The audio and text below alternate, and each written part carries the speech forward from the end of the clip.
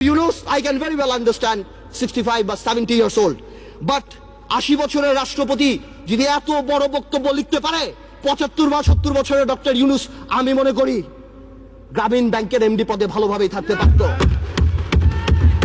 মাননীয় speaker, doctor Yunus বাংলাদেশের সম্পদ না পৃথিবীর সম্পদ।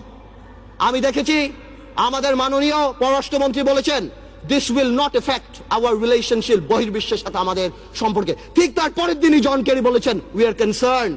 23 জন কংগ্রেসম্যান বলেছেন we are concerned। বহির্বিশ্ব ফোন উঠে ঝগড়া করবে না, এটা তাদের diplomatic language that we are concerned, we are looking into the matter। Doctor Yunus আমাদের মতো না। আমার ফোনে সবচেয়ে বড় ভিআইপি ফোন করে জয়নাল আবেদিন ফারুক সাহেব, আর ডক্টর ইউনুসের ফোনে ফোন করে হিলারি ক্লিন্টন। মনে রাখতে হবে সে কোথায় উঠে গিয়েছেন। ডক্টর ইউনুসের এই ব্যাপারটা অ্যামিকেবলি সেটেল করা যেত। আই হ্যাভ উইটনেসড ইট। আমি নিজে দেখেছি বিবিসিতে হোয়াইট হাউস স্পোকসম্যান বলছে we are deeply concerned, this is Yunus allergy. আমি জানি অনেকে বলতে পারবে এটা আমাদের সার্বভৌমত্ব, আই ক্যান আন্ডারস্ট্যান্ড এটা আমাদের সার্বভৌমত্ব, কিছু একটা ব্যালেন্স নিড টু বি ড্রন।